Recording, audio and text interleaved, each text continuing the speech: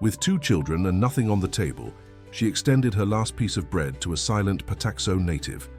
He accepted it, and the next day returned with food, blankets, and honor. Subscribe to the channel and discover how a gesture of compassion undid prejudice and raised the dignity of someone who just wanted to survive. The cassava bread was dry, covered with small dark spots around the edges. Teresa hesitated before placing it on the raw cotton cloth that would serve as payment. Her calloused hands trembled as she carefully wrapped the only food left in her clay pantry. Alone with 2 small children in the backlands of Pernambuco, abandoned by her husband months earlier when the drought reached its peak, she no longer had the strength or enough water to keep alive the small garden that protected her shack from hunger. The gesture, although humble, was the only one she could offer in the community of Bom Jesus da Serra, where the horizon stretched as empty as the politicians' promises during election time. Ana, her 5-year-old daughter, watched everything with large, dark eyes that seemed to suck in all the sadness around them, while Tiago, only 3, slept on a straw mattress in the corner of the room, his low fever persistent for days, with no medicine to break it. Teresa adjusted the scarf on her head, smoothed her faded dress, and took a deep breath. At the market, they said there was a quiet Pataxo Indian, Jurandir, who sometimes agreed to help those who asked respectfully. A man of few words, he lived secluded in a simple hut near the almost dry river, keeping his distance from the injustices and prejudices that the village made no effort to hide. He knew the plants, understood the cycles of the earth, and, according to stories, had in his hands a gift that not even the worst drought could dry up. Teresa walked for almost an hour under the merciless sun, the bread wrapped against her chest and her gaze lowered, carrying Ana by the hand. She arrived sweaty, her throat dry with thirst and fear, in front of the simple straw-covered dwelling. She knocked 3 times on a piece of wood beside the entrance, as she had been instructed. She waited. The silence was broken only by the distant song of a great kiskadee and by the rustling of dry leaves in the wind. When she was about to give up, Jurandir's tall, thin figure appeared in the doorway, skin marked by time, deep eyes that seemed to see beyond appearances, strong hands with long fingers. He didn't smile, didn't greet her, just stood there, waiting for her to speak. "Mr. Jurandir, forgive me for bothering you. My boy is sick. The fever won't break. The garden is dying and I have no way to feed my children anymore. They said you know the plants that heal, that you can call the water even when it hides." She unwrapped the bread and held it out, her hands trembling. "It's all I have to offer, made by me yesterday, when I still had a handful of flour," she asked, without promising anything beyond gratitude. He listened to her, looked at the bread, touched the edge of the fabric with unexpected reverence. His eyes lowered to Ana, who was hiding behind her mother's skirt. After a silence that seemed eternal, he nodded. He entered the hut and returned with a woven straw bag hanging from his shoulder, a dark wooden staff in his hand. He made a gesture for them to follow him. The journey back seemed shorter even under the scorching sun. Jurandir walked in silence, occasionally stopping to collect some plant at the side of the trail, carefully storing it in his bag. Ana, who initially kept her distance, now walked close to the Indian, watching his precise movements with fascination. When they reached the shack, Teresa felt ashamed of the exposed poverty. The partially uncovered roof, the wattle and daub walls with cracks, the yard where the cracked earth witnessed the lost battle against drought. Jurandir examined the feverish boy, feeling his forehead with the back of his hand. He prepared a tea with some of the herbs he had collected, mixing them in a gourd with water from his own canteen. He made Tiago drink it slowly, with patience that contrasted with his rough exterior. Then, without saying a word, he took the hoe leaning against the wall and went out to the yard. For hours under the merciless sun, he dug the hard earth. Teresa watched from the door, divided between gratitude and disconcertment at seeing an adult man working on her property, something that hadn't happened since Rodrigo left. When he finished digging, Jurandir made a gesture for her to approach. In the center of the deep hole, a small trickle of water was beginning to spring, a water eye, hidden beneath layers of dry earth which he somehow knew existed. He taught with gestures more than words how to care for that spring, how to protect it from the sun, how to distribute the scarce water to make it last. He cleaned the dead garden beds, prepared the soil with techniques she had never seen, sowed some seeds he carried with him. He didn't speak, nor did he judge the poverty, the disorder, the barely disguised despair. When he finished, he just nodded again and departed, leaving silence as his only farewell. That night, Teresa noticed that Tiago's fever had broken. The boy slept peacefully for the first time in days. Anna played on the packed earth floor with a small straw doll that wasn't there before. A silent gift left by calloused hands that knew how to create beauty from almost nothing. Teresa kept the cloth where the bread had been, now empty, folding it carefully as if it contained something precious. She fell asleep thinking about the water that now sprang in her yard, the small miracle she had witnessed, the dignity with which a man rejected by the village had treated her misery. On the horizon, for the first time in months, dark clouds were forming, promising rain. The next morning, Teresa woke up to the sound of hooves beating on the dry earth. In the yard of the house, an old thin mule stood still, carrying 3 woven straw baskets tied to its back, one with cotton blankets dyed with annatto, another with dried roots, seeds, and medicinal herbs carefully separated into small cloth bags, and the third with food: cassava, beans, sweet potatoes, a bit of rapadura sugar. On top of the baskets, a small knife with a curved blade, its handle carved from jatoba wood, simple but sharp. A symbol of protection left by someone who demanded no return. The rain promised by the previous night's clouds had fallen, not in a storm, but in a fine drizzle that penetrated the thirsty earth. The water eye in the yard now formed a small puddle, reflecting the clearing sky. The garden beds prepared by Jurandir seemed to have absorbed each drop with avidity. The earth, previously ashen, now displayed a darker, more promising tone. Tiago woke up without a fever, his eyes more lively, asking for food for the first time in days. Anna ran outside as soon as she saw the mule, hugging its neck with intimacy, as if recognizing an old friend. "Did he send her to us, Mum? Can we keep her?" The innocent question went unanswered as Teresa, stunned, unloaded the baskets with trembling hands. In the small community of Bom Jesus da Serra, news traveled faster than the wind. Before noon, Dona Josefa, widow of the deceased store owner and self-proclaimed guardian of local morals, was already knocking at her door, her face contracted in an expression that mixed curiosity and disapproval. "I saw the Indian's mule in your yard, Teresa. What does that savage want with you, a woman alone?" The words came loaded with insinuations, her small eyes scanning the interior of the house, pausing at the baskets that were not yet completely unloaded. Teresa felt her face burn. "Jurandir just helped me, Dona Josefa. Tiago was sick, the garden dying." The lady interrupted with a brusque movement of her hand. "Helped? Since when does an Indian help without wanting anything in return?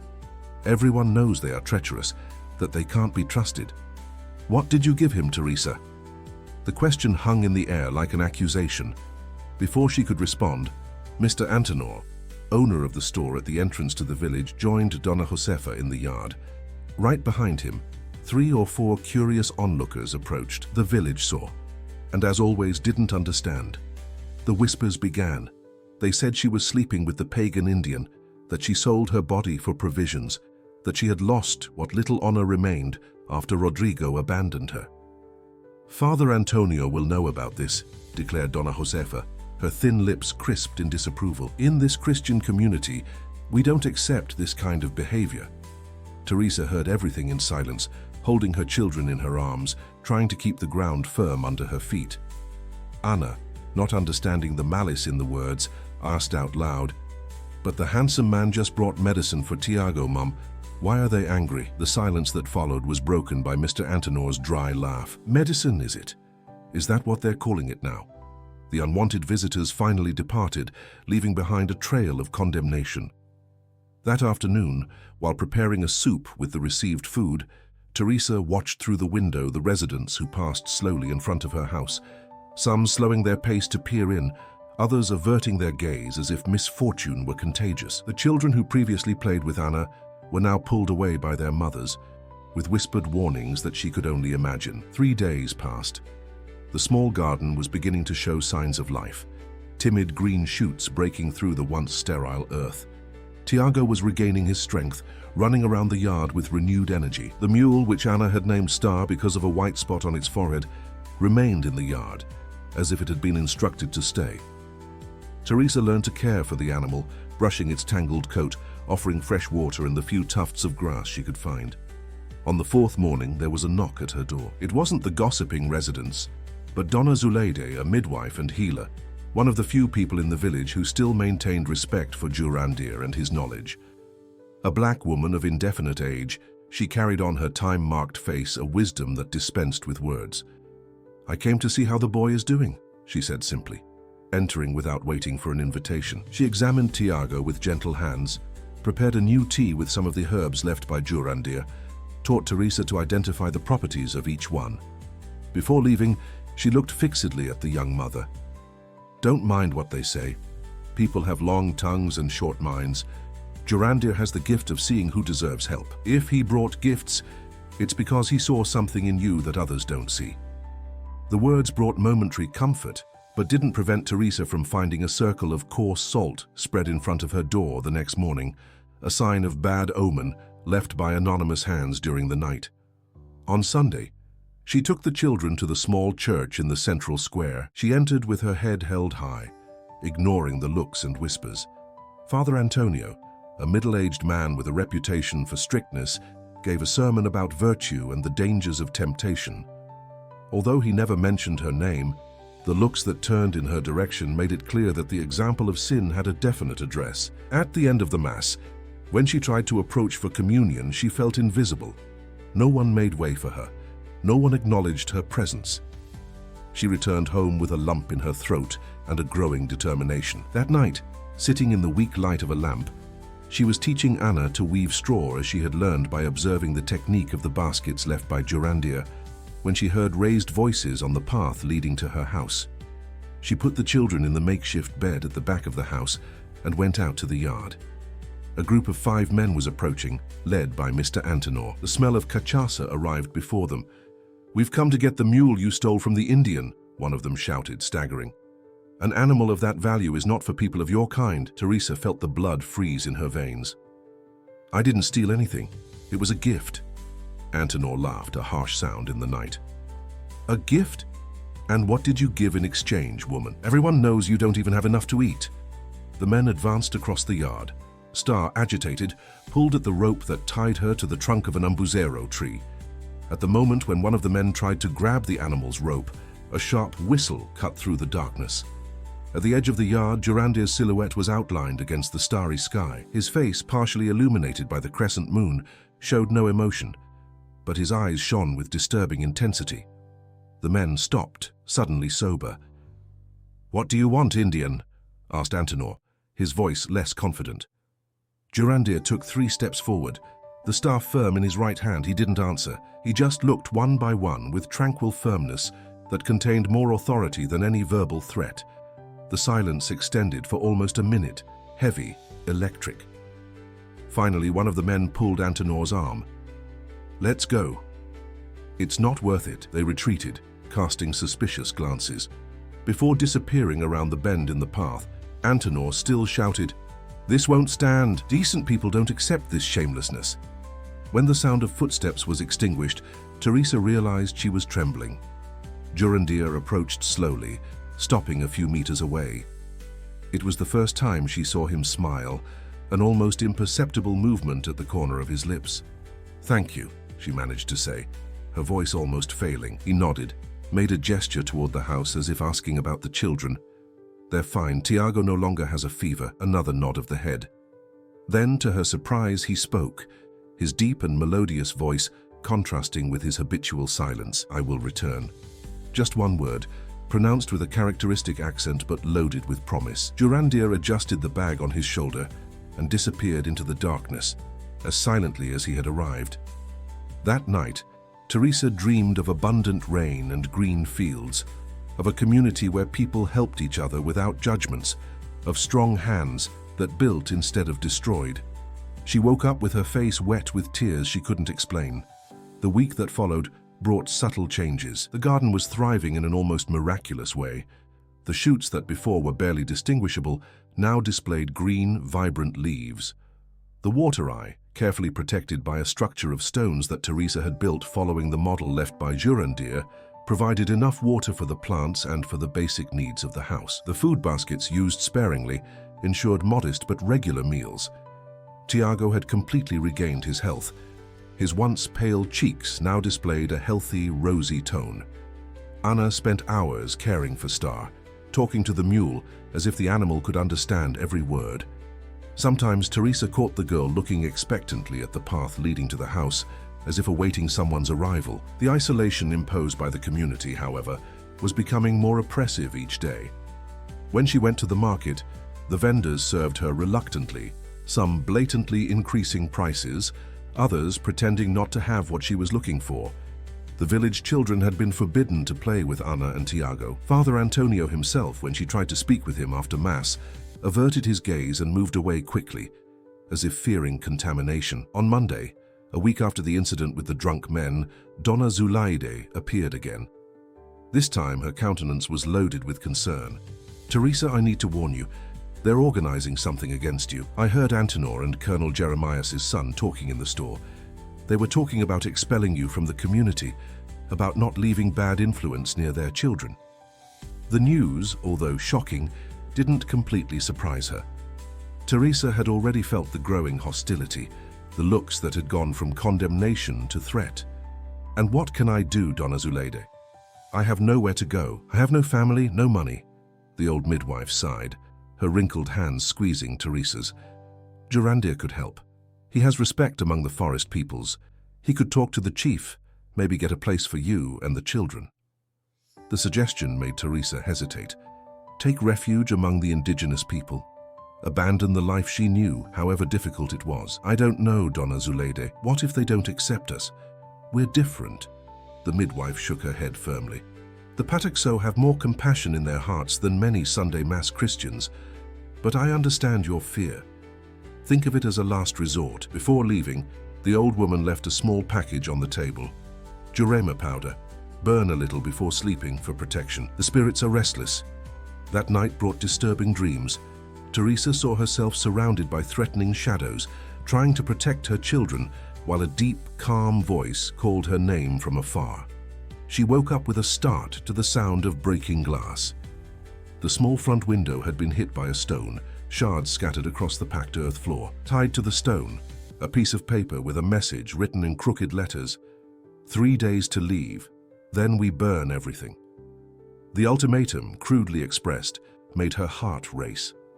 She hugged the children who woke up frightened, trying to convey a calm she was far from feeling. When dawn broke, she saw that someone had drawn an upside-down cross on her door, a symbol that local superstitious people associated with black magic practices.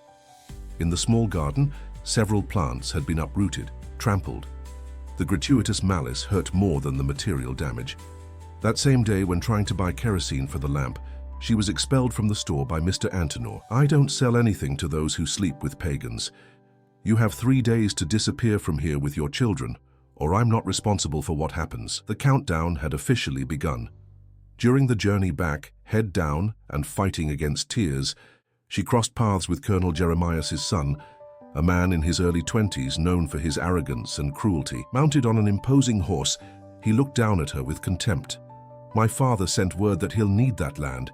He said people like you don't deserve productive land." Teresa felt her blood boil. That piece of land, however humble it might be, was legally hers, the only asset left by her deceased parents. "Your father has no right to my property." The young man laughed, an unpleasant sound. "Rights? Since when do people of your kind have the right to anything? The judge is my father's compadre, did you forget? If you don't leave willingly, you'll leave by force, and take your savage lover with you." He spurred the horse and departed, leaving her covered by the dust raised by the hooves. In the afternoon, Anna arrived crying from the riverside, where she usually played. Some older girls had surrounded her, pulled her hair, called her Indian's daughter, and pagan half-breed. Tiago, trying to defend his sister, returned with a cut on his lip, the result of a push that made him fall on stones. Teresa's indignation transformed into cold determination. That night, after putting the children to sleep, she sat at the door of the house with the knife left by Jurandir in her lap. If they tried to invade her house, they would find resistance. Hours passed. The silence of the Caatinga was broken only by the distant croaking of frogs and the occasional hooting of an owl. When the moon reached its highest point, She heard footsteps approaching. She tightened her grip on the knife handle, her heart racing. The silhouette that emerged from the darkness, however, was not threatening. Girandir approached slowly, as he always did. Seeing the knife in her hands, he nodded with approval. Good, strong woman. He sat beside her on the stone step, observing the starry night. For a few minutes they shared a comfortable silence. It was Teresa who finally spoke. They want to expel me from here. They gave me 3 days. They say I'm not worthy to live among them because... She hesitated, not knowing how to express the accusation. Girandir completed, surprising her with unexpected fluency. Because you accepted help from the Indian, because you weren't ashamed to ask when you needed. She nodded, her eyes burning with contained tears. I have nowhere to go. These lands were my parents'. It's all I have to leave for my children. He remained silent for some time, as if pondering something important. Finally, he stood up. Tomorrow noon I will be here. Before she could ask what it meant, he had disappeared into the darkness. The next morning, the second day of the ultimatum, Teresa woke up determined to fight. She dressed the children in the best clothes they had, still patched and faded. She brushed Anna's hair carefully, tying it with a colorful ribbon found in one of the baskets. On Tiago, she placed the small straw hat that she herself had woven, imitating the technique observed in the baskets. We're going to church, she announced to the surprise of the little ones. Today is the day to show who we are. The walk to the church seemed like a procession in reverse. Instead of people joining, they moved away as they saw them approach. The central square, normally lively on Tuesday mornings, emptied as if a plague had been announced. Father Antonio, who was sweeping the entrance steps, turned pale upon seeing her come up with the children. What do you want, Teresa? He asked, his voice betraying nervousness. To speak with you, Father, about justice and Christian charity. He hesitated, looking around as if seeking help. Finally, he made a gesture for them to enter. In the cool interior of the small church, Teresa sat her children on a bench and faced the priest. Will you allow them to expel me unjustly, to threaten a lone woman with 2 small children? Is that what Jesus taught? The priest averted his gaze, visibly uncomfortable. Teresa, you know the situation is delicate. People talk, they tell lies. Girandir helped me when no one else would. There's nothing wrong with that. He's a pagan, Teresa. He doesn't follow our customs, he doesn't respect our beliefs. And that justifies treating me like a criminal, threatening my children? What kind of faith teaches hatred of those who are different? The words hit the mark. The priest blushed, adjusted his collar as if it had suddenly become too tight. What do you want me to do? Teresa straightened her shoulders. I want you to speak with them. Use your authority to prevent an injustice. It's your duty as a man of God. Before the priest could respond, the church door opened violently. Mr. Antenor entered, followed by the colonel's son and several other men. So this is where the shameless woman hides, in the house of God? The disrespect to the sacred place finally seemed to awaken something in the priest. Antenor, this is a church. Moderate your words. The merchant ignored the warning. This woman has brought disgrace to our community. She associates with pagans, accepts gifts from savages, teaches immorality to the children. That's a lie, shouted Teresa, standing up. You lie because you're envious. Because Girandir managed to make my land produce when you were hoping I would starve to death. Accusations crossed the air like poisoned arrows. Anna and Tiago, frightened, clung to their mother's skirt. The confrontation was escalating dangerously when a thunderous sound silenced everyone. 3 strong knocks on the great bell tower, which normally only rang to announce masses and deaths. In the silence that followed, the main door opened again.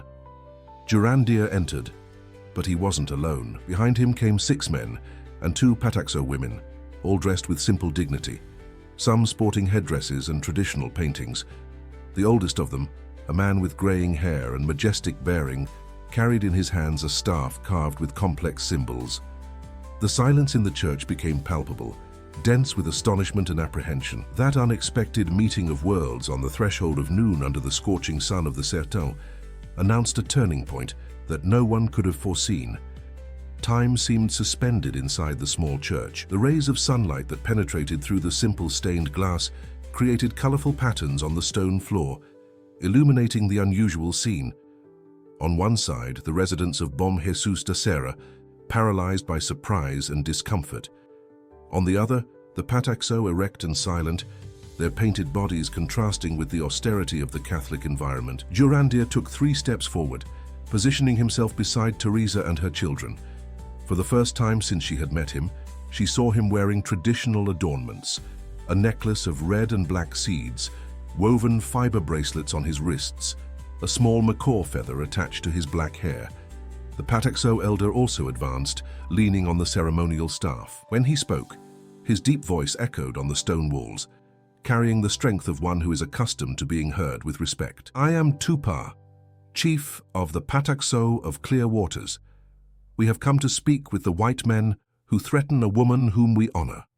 His Portuguese was fluent, only slightly marked by the characteristic accent. Father Antonio, recovering from the initial shock, took a hesitant step toward the group. Be welcome to the house of God. You weren't expecting Indians to enter your church, completed Tupa with a slightly ironic tone. Or you weren't expecting us to care about a white woman. Antenor, momentarily silenced by the unusual entrance, recovered his voice. "This is none of your business. We solve our community's problems ourselves." The chief turned slowly in his direction, his dark eyes fixing on the merchant with disturbing intensity. "If that were the case, we wouldn't be here. But you threaten someone who is under our protection." One of the Pataxo women, middle-aged and with a serene expression, approached Ana and Tiago, who watched her with fearful fascination. She bent down, coming to the children's height, and offered each one a small amulet of carved wood. A bird for Ana, a fish for Tiago. She smiled, saying something in her native language that, although incomprehensible to the others, made the little ones visibly relax. Jurandir took the floor, his normally reserved voice now projecting with surprising authority. Teresa gave her last bread in a gesture of trust. There was no debt, no unworthy exchange, only courage and true faith. He looked directly at the priest, faith that many here claim to have but few demonstrate. The priest blushed intensely but maintained the gaze. Tupa struck his staff 3 times on the ground, calling everyone's attention. "I will tell a story that my people have kept for generations," he announced. "When the great river dried up many moons ago, our ancestors shared the last water with tribes that were once enemies, not out of fear nor out of interest, but because they understood that the life of all is worth more than old rivalries." He made a significant pause, looking around. "The whites brought many things to these lands, some good, others bad, but the worst of them was teaching people to see only the differences, never what unites us." The silence that followed was dense, loaded with uncomfortable reflection. It was the colonel's son who broke it, with a forced laugh. "Nice speech, old man, but it changes nothing. This land is no place for those who mix with Indians." Jurandir took a step toward the arrogant young man. "This land," he spoke slowly, "was ours long before your grandparents arrived. We respected it, knew its secrets, its hidden waters." He looked at Teresa. "Like the water I found in her yard, water that was always there, that you never knew how to look for." Donna Zuleide, who had entered the church silently and was observing everything from a corner, stepped forward. "What he says is true. The spring that Jurandir found is a blessing that many in this village would like to have." For the first time, hesitation appeared on the hostile faces.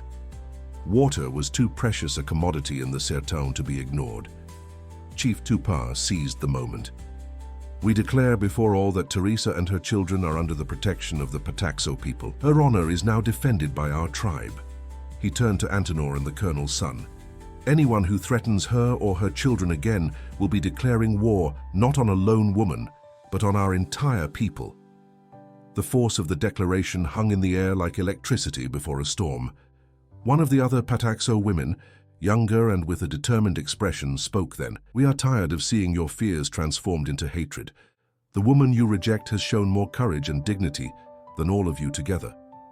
She looked at Ana and Tiago with tenderness. "And these children deserve to grow up knowing both our traditions and yours, the best of both worlds, not the worst." Father Antonio, who had remained in reflective silence during the confrontation, finally took a step forward. Something in his posture had changed. He seemed more upright, more determined. "Brothers," he began, looking at the residents of Bom Jesus, "I believe we have strayed from the true teaching of Christ." He took a deep breath. "Jesus taught us to love our neighbor, not to judge, to extend a hand, not to threaten. He turned to Teresa. I ask forgiveness for my cowardice. A true shepherd protects all sheep, not just those who follow without questioning. Antenor snorted with contempt. You're going to defend this shameless woman, father? You're going to ally yourself with pagans against your own people? The priest straightened his shoulders. I will defend justice and compassion, Antenor. And if that means opposing cruelty and prejudice, then yes, I will take that side. He looked at Chief Tupar and slightly inclined his head in a sign of respect. The Church of Christ is open to all who seek shelter and peace, regardless of their origin or beliefs. A stir ran through those present, some with expressions of outrage, others with visible relief, as if an invisible weight had been removed. Donna Josefa, who until then had watched the scene with disapproval, took an uncertain step forward. But father, the traditions, what will the other communities say? The priest smiled with gentleness. They will say perhaps that in Bom Jesus da Serra, we finally understood the true meaning of the name of our village. Good Jesus, he who welcomed the different, who shared his table with those rejected by society. Tiago, who had been clinging to his mother's skirt throughout the confrontation, suddenly let go and walked up to Chief Tupar. With the disarming innocence of children, he extended the small fish amulet he had received. It's beautiful, thank you. The old chief smiled, bending down with some effort to be at the boy's height. He placed a wrinkled hand on the child's head. It's an arapaima, a strong fish that swims against the current, like your mother. He looked at Teresa. Like you will be one day. Antenor, perceiving that he was losing ground, made one last effort. And what about the land? Colonel Jeremias has already decided he needs that area. He has documents. False documents, interrupted Donna Zuleide, surprising everyone. I have kept the original deed that Teresa's father entrusted to me before he departed. Legitimate land with seal and everything. The judge may be the colonel's compadre, but even he would have difficulty ignoring such a paper. The colonel's son visibly paled. Jurandir took another step forward, now standing beside Teresa. For the first time, he openly took her hand, a simple gesture but loaded with meaning. We declare before all that this woman and her children are now part of our extended family. Who respects her respects us. Who threatens her threatens us. He looked into the eyes of each of those present, one by one. But we also declare that she belongs to this community as much as you do. Her place is here, among her own, creating a bridge between our peoples. No one answered, not out of fear, but because they knew there was no way to undo such a direct gesture, a truth so clearly exposed. The silence was broken by the crystalline sound of Anna's laughter, who was now playing with the Pataxo children, exchanging simple words, inventing a common language made of gestures and smiles. That laughter, pure and carefree, seemed to dissipate the tension like a fresh breeze on a scorching day. In the days that followed, Bom Jesus da Serra witnessed a slow but constant transformation. Teresa, who had lost everything, began to walk with a firm gaze. Her children gained additional names among the Pataxo. Anna also became Handaya, a bird of joyful flight. Tiago received the name of Poti, a resistant shrimp that survives the changing tides. The small house previously avoided became a passage point for those seeking medicinal herbs, cultivation advice, or simply a moment of sincere conversation. The water eye in her yard, generously shared during the driest periods, became a symbol of a new form of coexistence. Jurandir began to divide his time between the village and Teresa's house, teaching cultivation techniques adapted to drought, sharing ancient stories with the children, gradually building a bridge between worlds that seemed irreconcilable. Over time, other village residents began to recognize the value of that ancestral knowledge, seeking to learn about plants that resisted drought, water conservation techniques, natural methods of pest control. Father Antonio, faithful to his new understanding, invited Chief Tupar to speak during a special celebration of gratitude for the rain that finally came, abundant after years of severe drought. Although some still turned up their noses at the innovation, the majority recognized the wisdom of valuing all forms of knowledge that could help the community prosper. The dried bread was never thrown away. Teresa kept it stored inside a clean cloth as a reminder of what is born when one offers the last gesture without shame. She placed it in a small carved wooden box that Jurandir made especially for this purpose and kept it on the simple table in the living room. When children from the village or the APACHE community visited, she told the story of that bread, not as a tale of misery, but as a reminder of the power of an honest gesture in a moment of despair. On a spring afternoon, when the yellow ipe trees painted the landscape with vibrant colors, Teresa and Jurandir sat in the yard, watching Anna and Tiago play with other children, some from the village, others from the APACHE village. There were no more clear divisions, only the universal laughter of childhood that knows no prejudices. "You know what surprised me most in all this?" she asked, breaking the comfortable silence between them. Jurandir raised an eyebrow, waiting for her to continue. "It wasn't finding water where everyone said there was only dry earth, nor was it seeing the priest finally take a just position." She smiled, looking at the children. "It was discovering that even at the end of all hopes, when we offer the little we have without calculating the return, life finds surprising ways to continue." Jurandir nodded, a rare smile illuminating his normally serious face. He took her hand between his, a gesture that now seemed as natural as breathing itself. "My people have a saying, who plants trust even in arid soil harvests dignity." Teresa looked at the small garden that now flourished exuberantly, at the modest but well-kept house, at the children who were growing up free from the weight of prejudice. In that moment, she understood that true wealth was not in the land or the water, but in the invisible bonds woven between people who chose to see beyond differences. The last ray of sun that day illuminated the box where the dried bread rested, no longer a symbol of scarcity, but a silent witness to the beginning of a story that would continue to be told, generation after generation, as an example of what happens when courage and compassion prevail over fear and intolerance. If this narrative touched your heart and made you reflect on the power of small gestures of courage, share your own story of overcoming in the comments. Each like, subscription, and share helps spread messages of unity and respect that our world so needs. After all, as Teresa and Jurandir showed us, the most beautiful transformations begin with a simple act of trust.